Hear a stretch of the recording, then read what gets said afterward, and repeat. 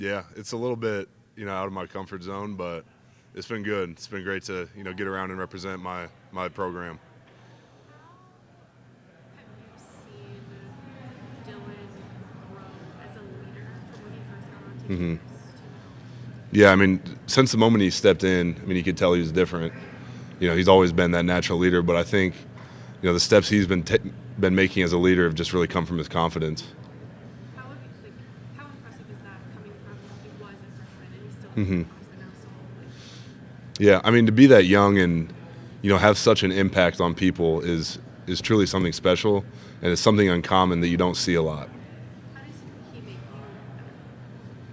you better? Really just, he does a really good job of working well with the O line. Like, he understands like what makes our jobs easier, what makes our jobs harder, and he tries his best to make our jobs as easy as possible. Which, I mean, his dad was an offensive lineman, his uncles are offensive line coach, so I mean it really makes sense. But it's something that the public doesn't see that really helps us.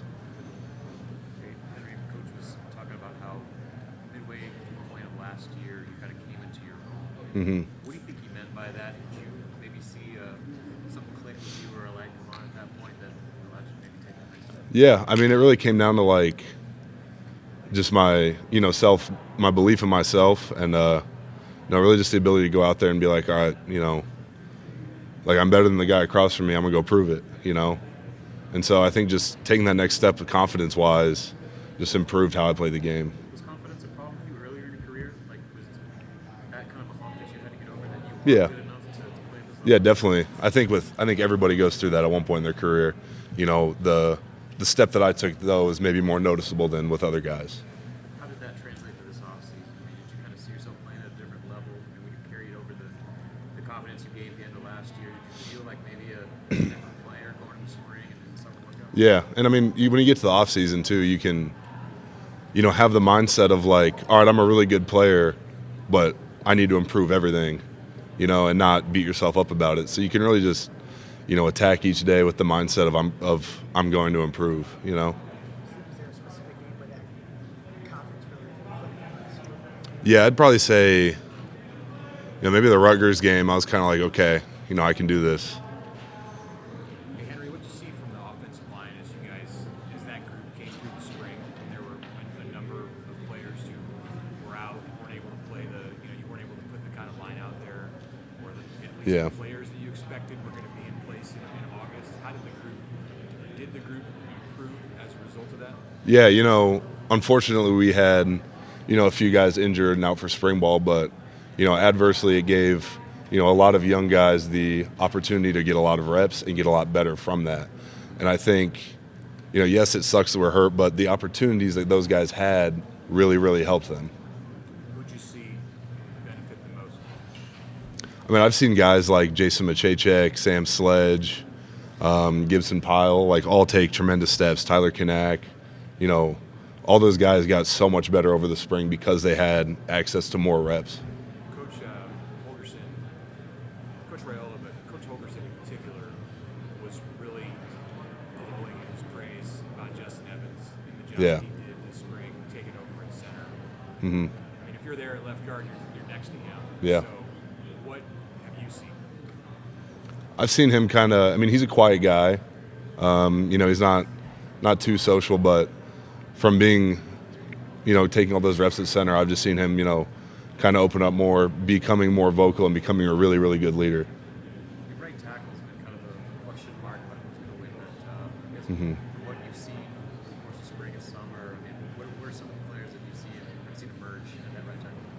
Yeah, I mean, I've seen, Tyler Kanak, Teddy Prohaska, Gunnar Gatula. But I mean, at the end of the day, like, it's all competition, and the competition is going to breed improvement from every man that we have, stepping up to that right tackle spot. So I think because of that, everyone's going to get better. Tyler's kind of maybe the most unknown of that group, just hmm in terms of experience. What is it about his game that's put himself in that situation? Yeah, I just think he's a reliable guy. He does his job, he knows his job, and he does it. And I mean, as an offensive lineman, that's really all you can ask for. Coach Rhule spent some time talking today about Elijah and Rocco hmm and those guys coming in and being from Alabama and Notre Dame, and maybe what that meant for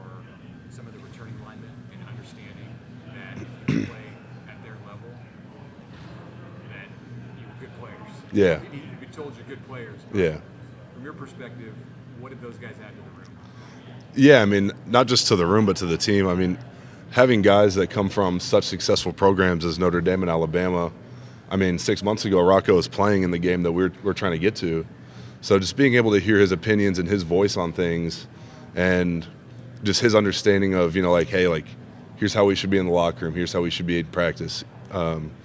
Like, you just add such valuable insight to the entire team. What are some of the things, advice that he's given you to try to help get you to Yeah, I mean, he came in and, week one of him being here, because he showed up late, right? We'd already been, working out. But right when he got here after the first week, he said, look, guys, like, we've got a more talented team than I just came from. But the reason why we went the distance is just because of, the brotherhood that they had. And so, I mean, he's been, trying to take those steps to really improve our brotherhood. You honestly know what it was like to go up against last year's defensive lineman Ty and Nash. Kind of compare it to what you saw this spring with the defensive linemen and you guys that are going to take. Yeah, I mean, Ty and Nash are obviously two great players. I mean, they're tough to replace, but I have full belief in, Riley Van Poppel, Cam Lenhart, Elijah Judy, and all those guys to really step up and fill those shoes. As the way, like, the program works, I mean, Ty and Nash were beating up on me since I was a freshman, so then I got better. And then now, vice versa, I'm making, Riley Van Poppel and Cam Lenhart, two young guys, better. And so I think that's just kind of the way that the program's built. Iron sharpens iron. And I've seen those guys take great leaps, not only in the past spring, but in the past year and even this summer. It's funny you mention that, because Nebraska used to have kind of a joking saying, Nebraska, it's not for everyone. You could say the same thing about being an offensive lineman in a D1 school, because there's no fast path to starting usually, putting on weight, you're building. I mean, beyond the iron sharpens iron, what can you talk about living that life for a few years and just wanting to keep going? Yeah, I mean, it's not for everyone. Like you said, I mean, you never hear your name get called. The only time you do hear your name get called is when you mess up. So, I mean, you just have to have a different mindset when you approach playing offensive line in order to be successful, I think.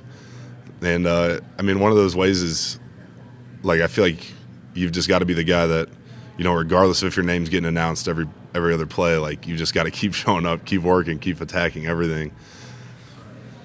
Yeah.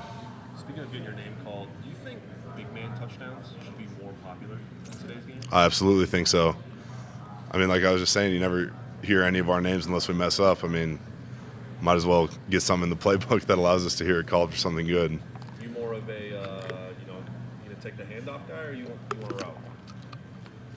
I'll do what's required, either way. Henry, Tyler Knack is a guy that doesn't get a lot of press, but Coach Rhule mentioned him as he'd probably walk out there in the first day camp as the starting right tackle. What has he done to kind of put himself in a position to be out there with that first group? I mean, he just showed up every day and, worked. I mean, there's no secret to success with offensive linemen, and really football in general. There's no, magic pill you can take that's going to make you a great player overnight. It's just a daily process of improvement.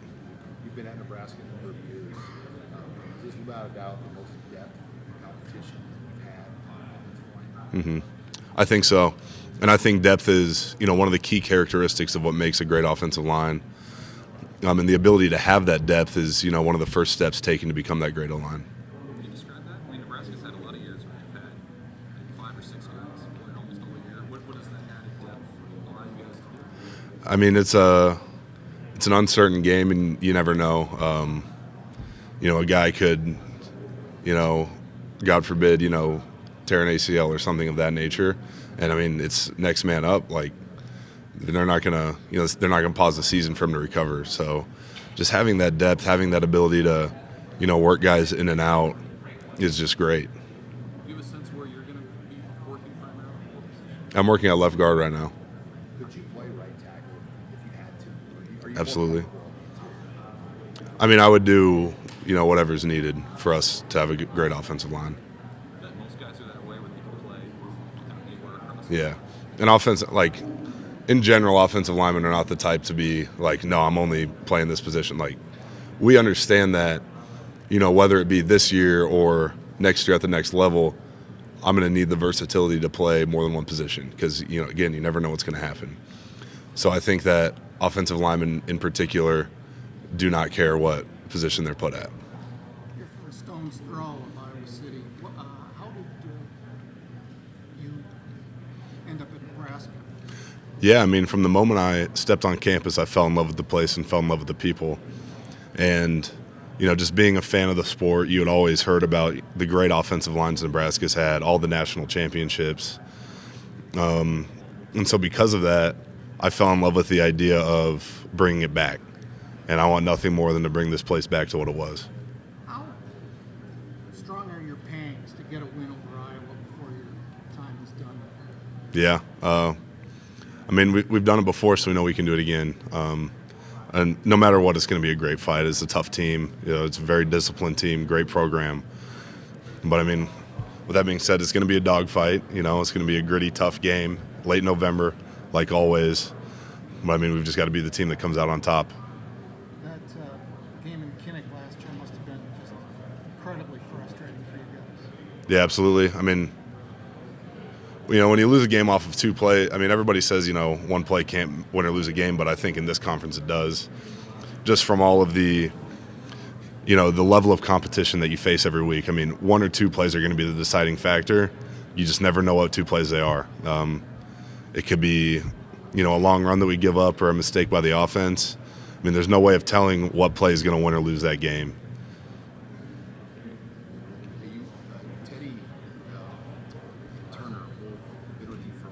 Coming off major injuries again. How much resilience have they shown to come back this time? Tons. They could have taken medicals and both chose to come back. Yeah, I mean, those are two great guys to have as role models on the team. Two guys that do everything right and who got dealt, the short straw last season. But just watching them every single day come in and, get better, get their treatment, go lift, and just keep that positive attitude throughout all of the hardships that they've been through. I mean, those are two really great role models for, younger players to watch. Hey, this has been kind of a quieter offseason. I don't know if it's by design, but you don't see a lot of YouTube videos and pictures and kind of behind-the-scenes hype going on. I mean, what's kind of the feel? I mean, is that kind of what you're going for? You're not trying to create a bunch of off-season national championship? Yeah. I mean, at the end of the day, you can't win a national championship in June. But what you can do is take the steps necessary to win it. And so I think rather than being focused on, how we look to, the fans and to the media, we've really just been focused on getting better and becoming a national championship caliber team. Who's the toughest player you've ever had to go up against? So, I mean, there's a bunch of great defensive linemen that play in the Big Ten. Man, I'd probably say number 55 from Michigan last year. He's a really solid player. Yeah, I played him 2 years ago. Yeah. What about him that just stood out to you? Just technically sound, high motor guy. With Coach Rhule now in year 3, how much more comfortable is this locker room with him? Just his approach, his style, kind of running things? Yeah, there's always a learning curve. And so year one, we're trying to figure out, what does he want from us, Because, I mean, you just never know with a new coach. And so, now that we've made that learning curve, we can truly just start to buy into what he's telling us. And I think we have bought in. And now we're in the at this point, we're defending that process, and we're really we're really making that process and his standards ours, which I think is really powerful. We talked about the new grass going into the practice fields and just kind of the upgrades of some of the things that you guys people don't see. But you said there were 49 major knee injuries the 4 years before you got here to flying. How much do things like that matter? Have you seen the new grass yet? Yeah, it looks fantastic. The team has done a phenomenal job with it. I don't know the numbers. I'm not a sports science guy or a athletic trainer, but anything that can be done to keep our players safe, I think is great.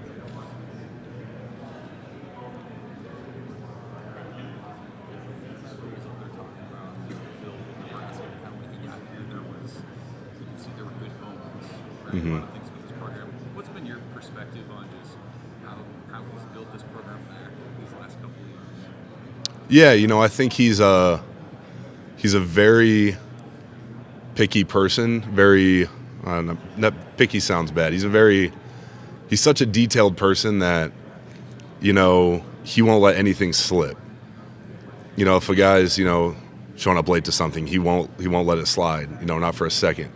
And so I think that just having that level of detail and carrying that with you everywhere you go is, really something to, that he's tried to instill in his players and get us to buy into. Was there a moment where you kind of saw it?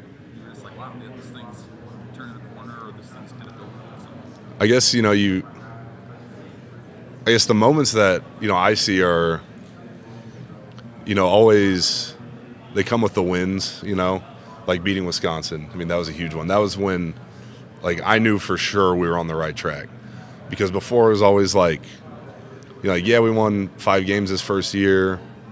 We were at 5 wins in a second. But, really winning that game and getting over that hurdle, that was when I knew for sure we were on the right track. What are some of the things you would like to see from the offensive line this season? I just want us to be a consistent unit. Consistency is the truest measure of man's mental toughness. How well you can perform, winning or losing, rain or shine. And I think, just trying to build the most consistent unit in college football will be what sets us apart. Henry, what's your size and weight now? 6'6", 320. Is that the best for you? I think that is the best for me. Yeah. I've never been, more in shape, more lean than I am right now. Do you guys have any statistical things that you look at as an O-line?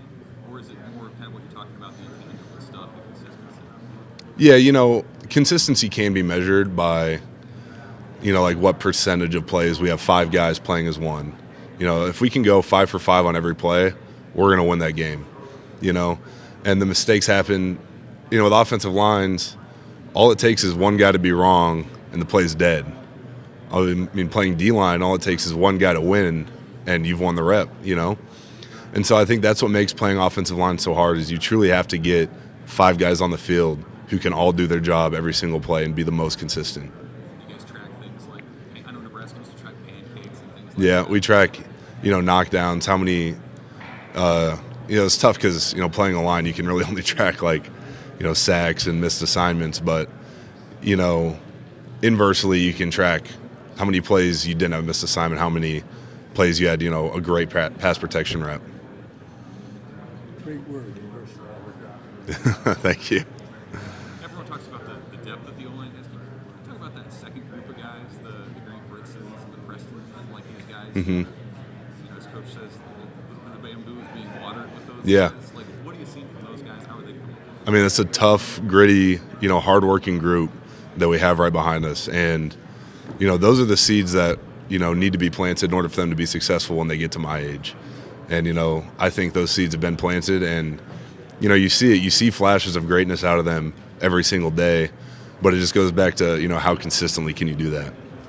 Are those guys on track for 2026? I think they're on. A lot of you older guys Yeah, graduate? I think they're on track. I think they're making great strides every single day. Henry, how is it to block for a quarterback like Tim? It's great. And just knowing him and his family, it truly feels like he's more than just a quarterback to you. He's truly like my brother. In the Hawaiian culture, family's such a big part. I know his uncle, obviously, his aunt, his mom and dad, his grandparents, his brother, sister. So, it truly feels like you're in his family. What is the experience like to play Lincoln, Nebraska on Saturday? There's nothing like it. That atmosphere is unmatched. You go on the road to all these different schools, and I haven't found one yet that even comes close. What are some of the things that you'd like to tell people about that experience on Saturday afternoon? Mm-hmm. All the red. Yeah. You know better than I do. Yeah. I would say it's not something that can be told. It's something that has to be seen. Because when you tell it, you don't believe it. But, if you ever get out there for a game and you can just stand there and just observe everything going on around you, it's unlike anything else. What's something different about Coach Rhule? Unique about Again, I just say the level of detail that he brings with him every single day. He's an extremely detail-oriented person, and that's something that I appreciate as a player, and I know my teammates do too. I mean, every little thing has to be right, which, I mean, there's no room for, mistakes. There's no room for second best in what we do. What's the best way to prepare to play against an excellent defensive line? Yeah, I mean, you go in on a Sunday to get ready for the next game. You watch the tape, look at what kind of defense they're running. And once you learn the defense, you can start to learn the player. So once you know, like, here's how they line up, like, here's their front, here's their blitzes, you can start looking at, okay, like, here's his favorite pass rush move, how am I going to stop it? And you can really start game planning the game within the game and how you're going to go after and attack all these guys. Thank you. What are a couple of things from a player experience standpoint that have changed the most since you've been there? I mean, obviously the facility is open. Rhule kind of over there mentioned now there are all these sauna options. Yeah. Grass fields are coming on. Like, what are some things that you look at and you're like, wow, this is a lot different than when I first got here? Yeah, I mean, it'd be easier to list off things that are the same. But no, this just goes back to what I was saying about every little minute detail needing to be correct.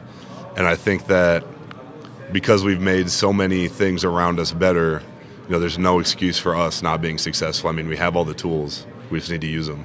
You think some of those details, things that maybe would escape some people's notice, and you're just like, wow, they looked at this, or they addressed that thing, maybe was... Yeah, I think food is, the best, example of that. We have an amazing nutrition staff. Miss Kristen, she does an amazing job.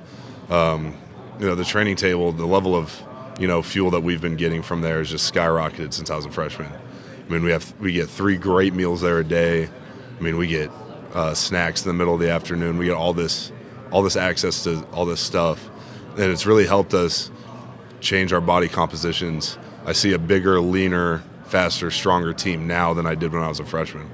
You a cooker? Can you cook now? I can grill. I'm not too good at anything else. Yeah. You guys have like the same meals? Is it always different meals? Like, have you ever had kind of the same meals in the nutritional facility, or do they always switch it up? Yeah, they switch it up a lot. There's a few, key items that return, but they like to get creative with it. Do you have a favorite that you've had, like, where you're just like, well, no one else is eating this? Yeah. I think just probably the fact that you can go in there on any day of the week, any meal, and order like 10 steaks. If you really wanted to, you could. I don't think anybody else has access to just something like that. Yeah.